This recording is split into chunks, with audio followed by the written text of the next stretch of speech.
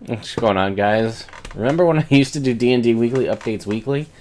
So I guess this is more of a D&D monthly update.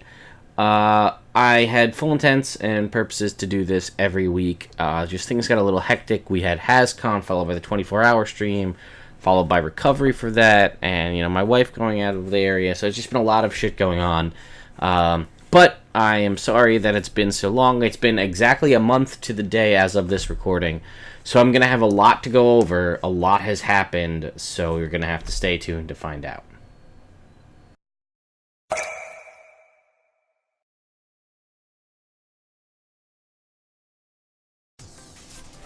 Alright, so why don't we jump right in? We've got a lot to cover. It's going to be out of order, just out of the order that I picked it. But first off, the D&D Extra Life for 2017 is ongoing. They've already raised a ton of money. We'll talk about that. But what are they doing? This has actually been updated. If I had done this video back when it had first come out, this would have been much thinner. But they have done several updates. So as of right now, they have a Heroes Graveyard session, which is a new show that they recently added. On the 28th, Mike Merle session at GameholeCon on the 3rd. And Counter Roleplay is doing a live stream session on the 4th. Lauren Urban, aka Oboe Crazy, doing a Rooster Teeth. Well, she's doing a game at Wizards of the Coast. I don't know if it's actually Rooster Teeth or not. On November 4th, Sean Wood is running a session at Wizards of the Coast, and then Chris Perkins is running a game at GameholeCon. And then there is going to be, aside from all of those, it's 12 hours is I think the combination of these two at Wizards. It's all going to be set within Tomb of Annihilation, and it's to raise money for Seattle's Children's Hospital. But basically, this is no stranger. You guys have seen this. I'm a little shocked that they're doing 12 hours. They did 24 the very first year. Then they did a 48-hour, which was crazy. And then I think now there's another 24, and now it's down to 12. I actually talked to Greg Tito about it. He's hosting it. They decided to cut it down. They decided to streamline it too. They used to give out a lot of physical things that you could buy. Like, if you donate $50 this hour, you can get X. And I hear from what he said, they're going to try to do away with that and do more digital and or other rewards, or more just impacting of the games that you're watching. Now, when I spoke to him at HasCon, here you can see the list of things that are available. So we actually have already unlocked a $15,000 goal here. So we have the art gallery. We can actually click these because this is also things to talk about, because Xanathar's is just a little over a month away. So this is the random encounter tables from Xanathar's guide. So we can see these are a lot more in-depth than our previous ones. And this just is listed, as you see, is for Arctic encounters. Then it's going here into coastals, and we can see this is similar to Volo's. There will be information on the side here written by Xanathar himself, or the Xanathar. So that was one of the unlocks. We have a sample list of suggested character names. I believe these are all Dragonborn character names, if memory serves. Yep. And then clan names as well. So again, we're going to have more expanded naming information, which is very cool, because that's always something that everybody struggles with, is naming their character. 20,000, we're going to get life events. Then the big one we want to get to is obviously here. 25k new wizard spells, 30k subclass preview, 35k is drawing of in-game Turtle champion asset for Idle Champions of the Realm. That's the clicker game. We'll talk about that in a little bit. Table of contents at 40k, speed draw video with commentary of the Turtle Champion. 55k is 2 free gold chests for Idle Champions of the Realms, and then we also have some AL certs that are coming out as well. If 25k, all Adventure League players who donate will receive 1 free healing potion to assign to a character. 50k, they'll be able to apply advantage to 1 roll. 75k, 1 free potion of greater healing, and 100k free resurrection. I'm not really sure how useful that is, because of the whole death curse means free resurrection seems like it's not going to be useful unless your character defeats the Sararak. And then the Turtle package, which was also released, I did a video on this separately, but it is a new playable race that is obviously usable in home games, but is AL legal, and it's $10 to download. It is a new race. It is a new encounter and a new level tier 1 adventure set in, Chult and Tomb of Annihilation. You can run it as a standalone or as part of the campaign. And it's actually pretty cool. It's $10, but you get a lot of good stuff, and all the proceeds go to charity. Matt Mercer was on Dragon Talk. This was a couple weeks ago, talking about Critical Role and Lost City of Omu. And then there was a Lore You Should Know on the Tomb of Annihilation. Again, useful stuff to check out. This one, again, there will be a link in the description to the massive amount of tabs that you can see I have open here. There will be links for all of those. So this may be one you want to check out, Lore You Should Know Tomb of Annihilation. Good stuff if you're running the campaign. There was an Unearthed Arcana that happened at the beginning. That was about Eladrin and Gith. Very cool. An expansion and a more full-blown Eladrin than the one we saw the Dungeon Master's Guide, which was way back when I feel like I can honestly say they didn't know how to make new races for the game, because the Aasimar final product versus that Aasimar are drastically different. One Grung Above. This is expanded crazy, the amount of what the schedule looks like here. So they added one Grung Above, which is Chris Lindsay created the Grung. He is the DM, and he's going to be playing with Rudy Rutenberg, Teen Phoenix, Sig Neutron, and Lauren Obo Crazy Urban. They are going to be here. This is on Wednesday nights. You can see, I think they've since added in craft tags. I don't think was on there originally. The Encounter roleplay game on Saturday is newer, so is Heroes Graveyard. Destiny and Doom, I believe, is. There's a lot of new stuff. I mean, I wish I could get rid of this so you could just see the overall image, but like, look at how you've got the C team, and you got Critical Role, you've got all of these new things out there. Tons of stuff to check out. Okay. Learn by Play. This is the new Encounter roleplay stream that's happening on Saturday. Is a kind of teach you how to play, learn by play game done by Encounter roleplay folks all up in Tomb of Annihilation. So we have folks that you may recognize from Encounter roleplay: Will, Sydney, Tall Squall, Encounter Josh, and Louise Moore, who I am newer with. I'm not really too familiar with her, but these other guys I have met and played with over various games over on Encounter Roleplay. Dylan Sprouse was on Lore You Should Know, on Dragon Talk about 2 weeks ago. The Lore You Should Know again on Tomb of Annihilation. More things to check out, worth listening to. They're talking about a Sararak at this point. We're out of order. The podcast of Annihilations actually went live. You can see here with the initial starting dates for Nerd Poker, Taking Initiative, Encounter Roleplay, Dungeon Rats, Sneak Attack, Drunks and Dragons, Venture Maidens, Dungeon Drunks, D&D is for Nerds, and You Meet in a Tavern. Ugh, that's a lot to say. So these have started to roll out for about 2 weeks now, so you can go and check these out. There was a survey. Obviously, as we've always talked about, these are important on the Eladrin and the Gith. Your feedback goes drastically into impacting how these things end up, if and when they will end up in a published source. We're going to talk more about that towards the end here. Alright, this was... Who is this? This is Wheelhouse Workshop on D&D Social Skills on Dragon Talk. They drop into studio to talk about how they would use D&D to help kids and adults practice social skills and make friends. Several interviews. There was a sage advice on DM etiquette as well by Jeremy Crawford. Table rules versus rules in 5th edition. That's usually important stuff. Speaking of rules, a new sage advice compendium is out.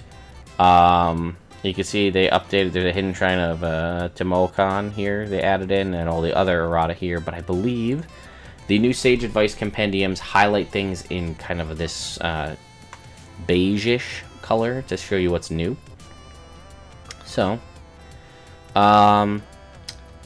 confirmation about True Strike and the way war magic works for the Eldritch Knight Fighter. The fact that darts, which I didn't even realize, are not... They're in the monk's equipment, but they're not a monk weapon. Retraining elemental attunement as a elemental monk is allowed. Huge news for your swashbuckler bard types. Reliable talent for a rogue at level 11 lets you take any roll that was a 10 or less on the die and make it a 10 if you add your proficiency bonus to it. Jack of all trades from up 2 levels of bard means you add half your proficiency bonus to everything, every ability check that you are not normally proficient with. That means if you have 11 levels of Rogue and 2 levels of Bard, your minimum roll on any skill check is 10. Also, Initiative, you also add half your proficiency bonus to your Initiative roll. Therefore, you have your lowest you can roll on an Initiative die is 10, plus your Dex mod, plus half your proficiency bonus. So a pretty cool combo if you can work that Swashbuckler Bard angle so your Charisma gets some dual usage, and go 11 levels of Rogue and 2 levels of Bard, and again, never roll less than a 10 on anything. Pretty sweet. Can Empowered spell affect all the rays of Scorching Ray? Yes, could affect more than one ray. For instance, if you create 3 rays and you have a +3 Charisma roll, you could re-roll one of the damage dice for each ray, or 2, or combination. You don't get to do it on each ray, it's just a total number. Can a sorcerer use Twin Spell on a spell duplicated by the casting of Wish? Yes, if you have the sorcery points to do it. There was another one in here that I thought that was pretty good. Can't dual wield heavy weapons no matter what. Does Polearm Master let me make an opportunity attack against a target that is being forced to approach me? No. If it's a forced movement, no. But if something like a Dissonant Whispers that forces it to use its movement, it does. Savage Attacker does not apply to smites or sneak attack damage. The Savage Attacker feat. Surprise rules for 2 opposing sides. What happens with a surprise third group? The surprise is only relevant when it is starting, as you cannot be surprised during combat. It would just be with advantage from being hidden. My rogue can get it. You never get more than 1 bonus action. That's fairly simple.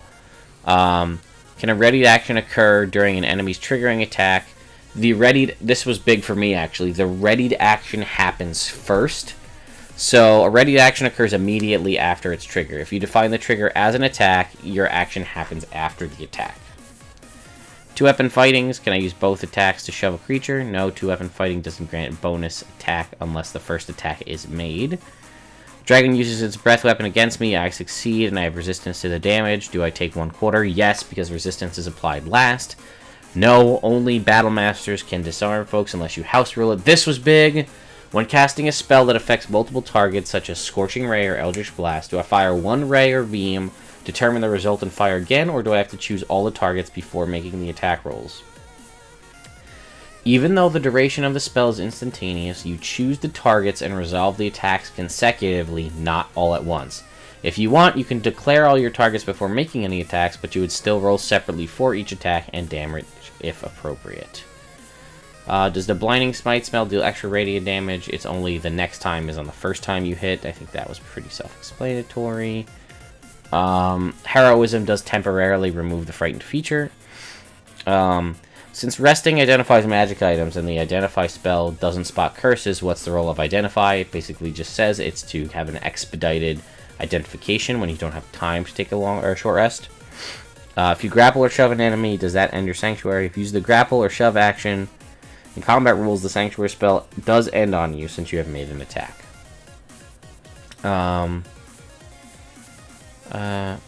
Failing a save against Tasha's Hideous Laughter means you're incapacitated even if you can't fall prone. If a shadow rolls a critical hit, does it reduce the target's strength by 2d4? No, because that is not an effect of the damage. That is just a separate effect. There's my quick update on what was new in the Sage Advice. Chris Lindsay was on Dragon Talk. This is the most recent one to talk about DM's Guild Adepts, and the lore you should know was all about hags. Okay. D&D at PAX West already happened, but that happened with Holly Conrad as Strix. It was a very good episode. I highly recommend you listen to the podcast that led up to it and watch it. It's very fun. Dragonfire, the board game, is coming out soon. It's not out yet. I thought it was supposed to be. And I believe if you were at Gen Con, you could purchase it there, and I'm actually kicking myself for not doing it. But I wanted to demo it, and I didn't have the time. Alright, let's get that out of the way. The folks, my friends and people that I met at HasCon, Tomb of Annihilation, Tales from Candlekeep, they've been doing live streaming. They've also been giving away beta keys, so it's worth checking out their page. And they've been doing streams recently to teach you guys how to do it, tutorial gameplay and whatnot. Idle Champions of the Realms is out on early release. It may actually be out by the time, or early access to the game right now. I have it. I had it since alpha. It's very fun. I enjoy it. It's an idle game. You know, it's an idle clicking game. If you like cookie clicker or games of that nature, you'll like this.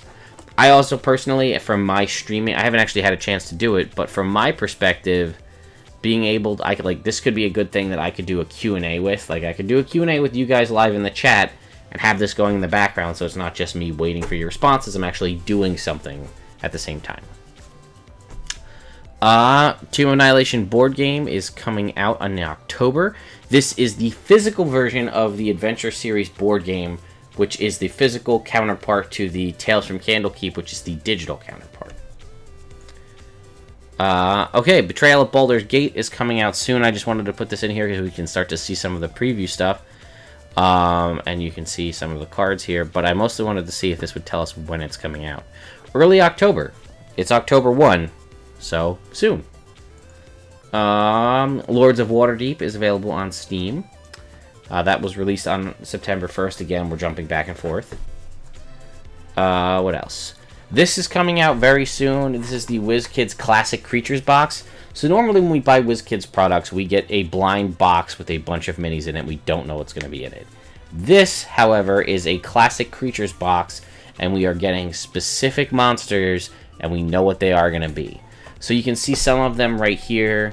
It doesn't have the list, but Purple Worm, Sahuagin, Mystic, I think I see a Bugbear, Demogorgon, Owlbear, so on. I'm just really pumped to get, like, full-size Demogorgon, full-size Purple Worm. I'm pumped about that. So I'll be getting this. I'll do a full in-depth review when I have the physical product in hand. Rooster Teeth just added there's another stream being added to the D&D live stream list, and that is Roosters and Dragons.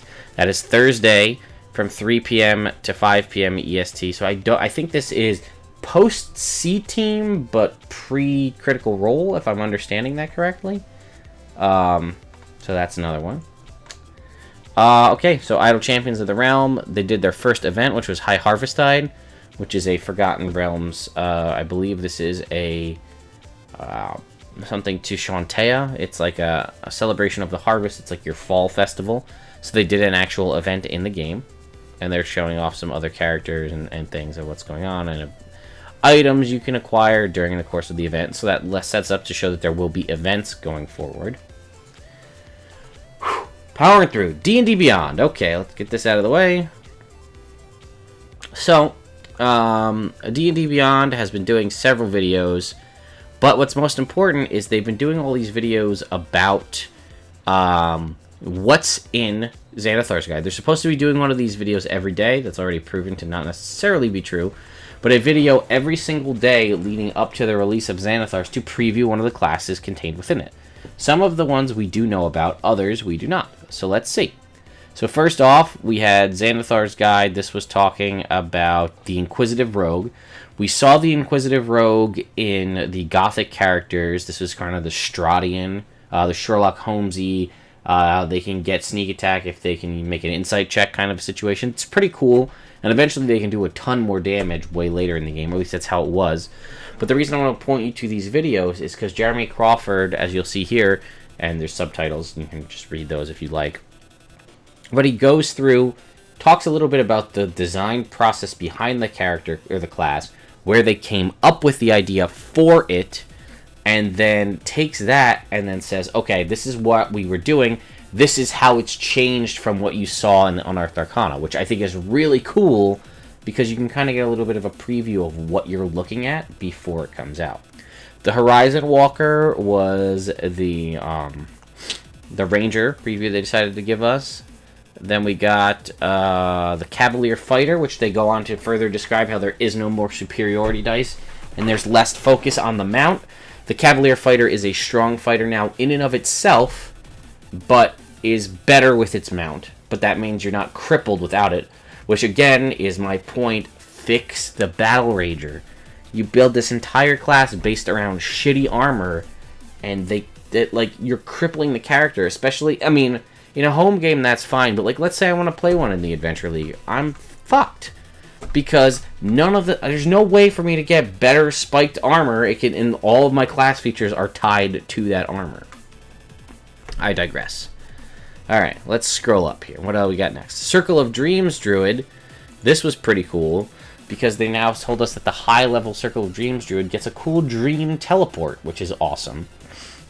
Then, like I had said, we get the College of Glamour Bard, which is the Feywild-themed Bard, which is basically, they go on to describe it as the pop star of the Bard, where people become such big fans of your character that they will do things for you. But then, that was 2 days ago. We have not gotten one since, so much for every day. They did release this article, which is kind of bullshit in my opinion, but I'll tell you why. So you can get, obviously you can get Xanathar's Guide in, Wizards Play Network stores early, as you always can. You can also get it, as well as Tomb of Annihilation, I should have said this before, is also out on Roll20. If you happen to be at Game Hall Con in Wisconsin, you can pick it up that weekend, which is actually earlier than everybody else. But you can also get it on D&D Beyond, their new, way late to the game in my opinion, digital tool set for 5th edition. But get this bullshit. So if you pre-order it via Xanathar, if you pre-order Xanathar's Guide on D&D Beyond, the newest system, I'm going to say more or less lesser used system. Obviously, the majority of us, we want our physical books, right? That's how we've been playing for all these years. But a lot of us, if we're going to play digitally, we probably would like to use Roll20 because it's free. Or maybe some of us are using Fantasy Grounds. Or there's several other formats that have maps and things built in. As far as I can tell, D&D Beyond just lets you do campaign tracking, item tracking, and things of that nature, but it doesn't give you a full place to show maps. So, but if you decide to pre-order, spend your money ahead of time on a book you know nothing about, but you kind of have an idea, let's be honest, through this digital tool set, you get extra stuff. Now, don't get me wrong, I'm sort of a hypocrite here. I am the biggest nerd for pre-order bonuses for video games. I will go and pre-order every single thing from, like, if I have a game coming out and it has pre-orderable at Best Buy or Amazon or GameStop or wherever, I will pre-order it to get those cool pre-gamed bonuses. But typically, they are a cosmetic thing, which doesn't really impact your character, or they will be eventually available within the game, or they are available in the game if you do XYZ. But you get 16 new racial feats if you pre-order it via D&D Beyond. And they are for things that are non-player's handbook racial feats. So from Aarakocra to Yuan-Ti Pureblood, you get 16 new racial feats. Again, caveat, they're designed by the D&D Beyond team. So not like Jeremy Crawford, Mike Merle's like the design team. They're designed by the D&D Beyond team. But they're not AL legal either. So they're just... So, like, I guess part of my other issue with this is you're pre-ordering to get 16 new feats, which are, like, official, we'll call it, right? They're not official, as in they won't be in a published source. They're not Unearthed Arcana. They're not Adventure League legal. But they're from a D&D product team, so that makes them more official. But because they're only usable in a home game and not even, like, as far as I can tell, going to be surveyed on the thoughts on them, that makes it no different than anybody else putting out their own feats anywhere. It's just they have the market to do it on here. It will also get you digital character sheet customization with artwork options from Xanathar's, and alpha access to the mobile app, which I do feel was one of the strongest features of this, and there is still no mobile app yet, which I think is kind of a bummer. And then again, it'll tell you about what you can do, and you can leave comments, and then so on and so forth. But yeah, it just rubs me the wrong way. Maybe I'm a hypocrite, I don't know, but it just rubs me the wrong way. That you get these 16 new feats that, like, could be easily just a thing that anybody could get access to. Maybe we'll be able to get access to them, and this is all premature. Who knows? And then lastly, there's gonna be Xanathar, as we've seen, like with these spellbook cards, as I've done many reviews on them from Gale Force 9. I should point out that I do have the new Paladin cards, and I actually did just pick up. I picked up the Elemental or the Racial cards, and I did also just recently pick up the new Arcana cards. So I will be doing a review of the version 3 of the Gale Force 9 cards compared to Generation 1. I don't have Generation 2 to do a comparison, so I'll do Gen 1 to Gen 3 to show you guys what the differences are. It does seem like the tuck boxes are a little bit better quality. They're not falling apart immediately like the old ones were. But they're going to be releasing Xanathar's Guide cards, which we got some good information from this. First of all, 95 cards that expand spells and options available for spellcasters of all types. So right there, we know we got 95 new spells. So 95 new spells from cantrips to level 9, potentially, spells for all of the classes combined. Somewhere in there, there's 95. And then they show us this artwork. Check this out. So first of all, we can talk about a handful of these. So this one is a 0, so this is a cantrip, so we know that much. This is Toll the Dead, the necromancy cantrip that we saw in Unearthed Arcana New Magic. You can see right here, 60 feet, it seems to be completely untouched. One action. I can't really read this, but you can see down here the damage increases to 2d8 or 2d12. Toll the Dead, as it stood in the Unearthed Arcana, did a d8 necrotic damage or a d12 if they'd been damaged. Ceremony was a first level ritual card, ritual spell by paladins or clerics, and it was a very flavorful card. I was a big fan of basically you blessing a marriage or a death or coming of age ceremony, and it did cool things for a time period. I really like it. It's very powerful in the RP side of things. Summon Greater Demon, we did actually see in the Unearthed Arcana. If you look for the Tiefling, the variant Tiefling, the Abyssal Tiefling variant Unearthed Arcana, there was a set of summoning spells for summoning demons. And there was Summon Greater Demon, Summon Lesser Demon, I think Summon Rock, Summon Shadow. But it seems like we'll be getting those cards. And then there's this Mighty Fortress spell, which takes a minute, has a range of a mile, instantaneous. It looks like it uses a diamond worth about 500, 800 gold. And it looks to be a 6th level transmutation spell, reading it from there. It's hard to tell whatever else is there. A couple other things. It looks like they did go back to the pointed edges of the cards. I know that seems like a stupid thing, but one of the... if I can get these cards out. One of the things they did with the new set, or at least the Gen 3 set, was they went to these rounded tip cards that you can see here. And the reason they went to the rounded edge was apparently people complained that the Gen 1 cards were too sharp, and they were hurting themselves with the pointed tips, so they had to curve the edges. These do not have curved edges. Perhaps this is just an early mock-up. But either way, I just wanted to point that out to you guys because I thought that was really cool that we can kind of get a preview of these. These are going to be from Gale Force 9, available pre-order on Halloween with release first quarter of 2018. I'm going to reach out to the folk from Gale Force 9 to see if I can't get an early copy to do previews for you guys. We've been working out a thing, Gale Force 9 and I, to do preview, early release copies to do previews of different things, so we'll see how that goes. Whew. That was half an hour, not so bad for a month's worth of content. Anyway, guys, that's pretty much it. Ooh, I don't even have a video camera here. How about that? Why don't we try and do a quick copy here? There we go. So, I just wanted to point out a couple extra things here on the channel. We do have an Extra Life stream coming up on November 4th, the same day as the D&D stream. We did one earlier this year on Tomb of Annihilation, which is a campaign that we are continuing every week till we finish it. We did that stream. We raised $1,000 there. We are now going to do another one. We're continuing our Extra Life stream from last year, which you can check out, the 2016 Extra Life stream here on YouTube or on our Twitch page. And we're going to be continuing that just 5 years in the future with a cadre of new people, including some folks from other popular YouTube and or podcast channels that you may know in the D&D scene. So be on the lookout for that on November 4th. And other than that, you can check out our new Tomb of Annihilation stream we have going on, or continue onward with our every other week with the Belladonnas playing through Horde of the Dragon Queen, and then to be followed up by Rise of Tiamat. And then every Wednesday, I build custom characters that you guys recommend to me on my show, It Builds Characters.